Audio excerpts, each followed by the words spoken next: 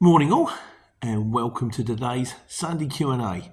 Back on time again because I'm not doing extreme gardening today. I'm not painting a bedroom today. The kids got to a wedding. I've got a quiet weekend. It's lovely. I've been for a run. That's not lovely. I hate running. It's rubbish. It's like walking but quicker. Yeah.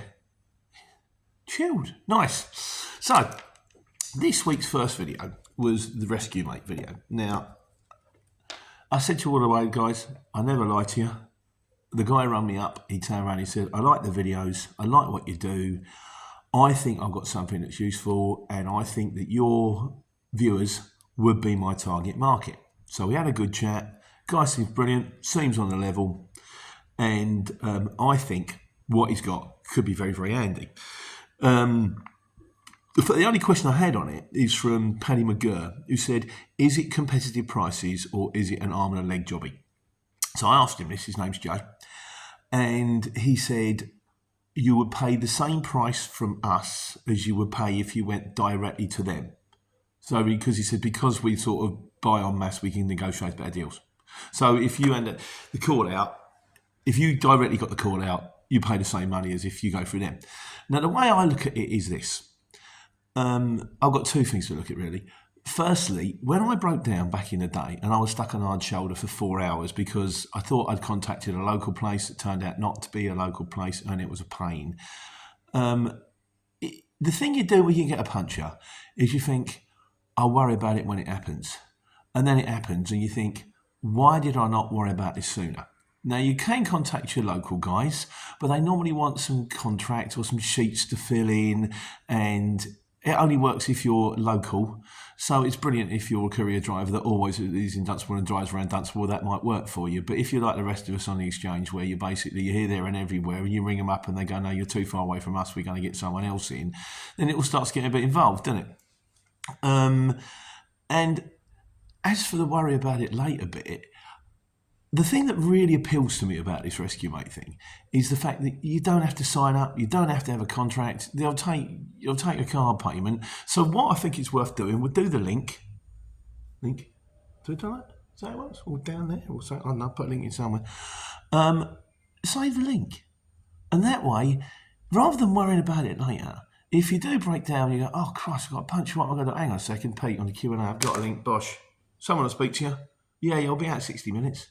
Lovely. What have you got to lose? You have to sign anything up. You know, if you break down and it turns out you think, oh, I've got that thing that Pete said about, no, hang on a second, my mate Barry's around the corner, use Barry. You know, but I think you've got nothing to lose. You don't have to sign. It's kind of in case of emergency break glass situation, which is kind of, you know, sort of, what do I do? Oh, well, I'll try that.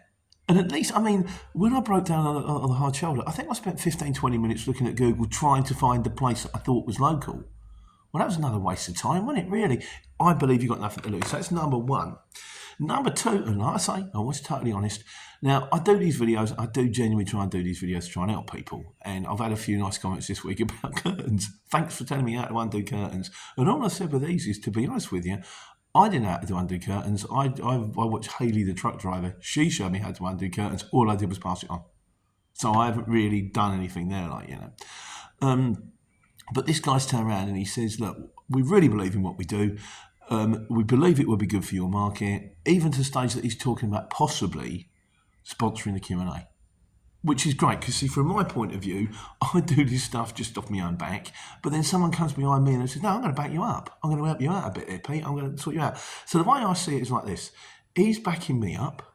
I'm hopefully helping you guys, not obviously ranting on about Rescue Mate every week, like, you know, but if in return you get a puncture, you've got nothing to lose. You give them a bell, they go, yeah, I can be out in 60 minutes, it's going to cost you this much money. You go, oh, that's all right. Yeah, I'll take that. Thanks very much. You're helping him. So it goes round in a circle. He's helping me. I'm hopefully trying to help you. You help him. And in nature grows, you know, you plant the seed. Nature grows the seed. You eat the seed. Yeah, you know, that kind of stuff. So that's all I'm asking, guys. Give it a bash. Like I say, you got the link now. Doesn't hurt. If you want to sign up, sign up. That makes me look even more shiny, doesn't it, really? But like I say, the guy who may or may not, he's talking about maybe sponsoring the channel. We'll probably see how it goes. If there gets a bit of traction, brilliant.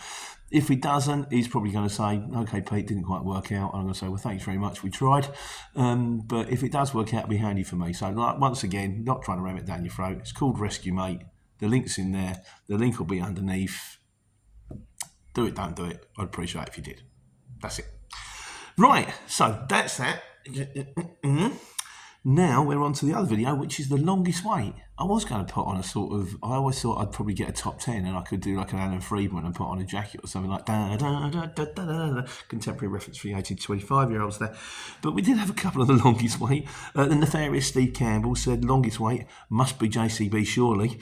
And Paul Oldfield said probably 4 to 6 back then. Lads, facts where it didn't count.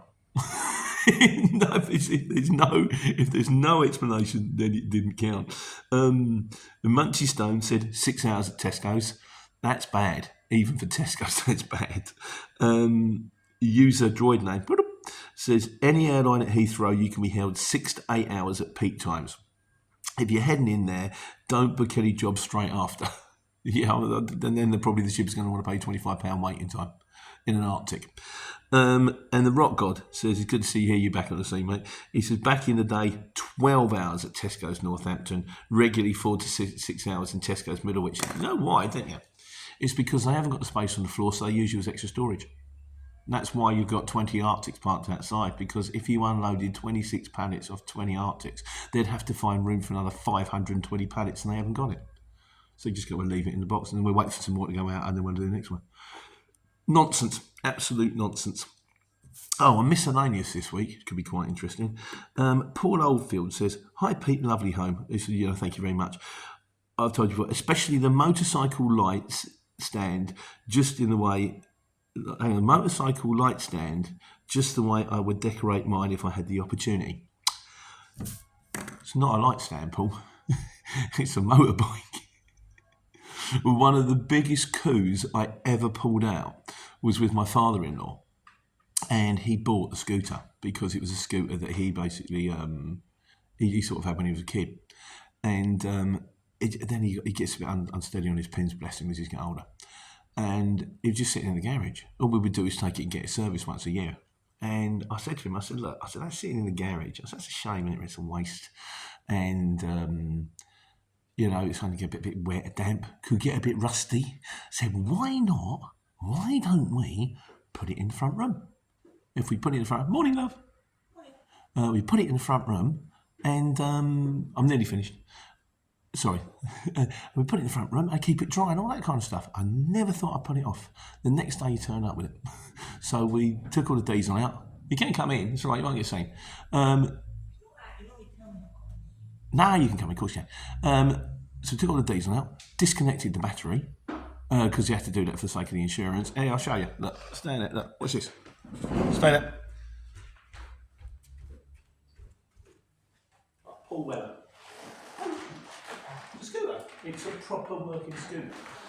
It's a 1958 Sportif. He did a video on it. He did a video explaining the whole thing. I'll do you a link. You can go over to that one. Nearly finished. We're going to have a cup of tea in a minute. The wife's up. Hello, love. That looks nice. And finally, Pete Rashes. Pete, you've never really explained your business, why your business went under. Could you tell us at least? Yeah, mate, you're gonna have to wait for the book. Don't ask me. Don't have to go. I'm in the process of writing the book. It's going to take a while. I'll probably try and do an audio book if I can, but sorry, my friend, I've got to keep your powder dry on that one.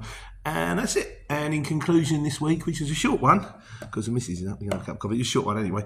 Don't forget, Friday, Channel 5, 8 p.m, motorway, hell on the highway. Yeah, I'm back on. So yeah, series 2, episode 2. But if you fancy more me, and no one wants more me, especially me, tune in. Fantastic. So that's it for another Sunday Q&A. What do we say at the end of the Sunday Q&A, Liz?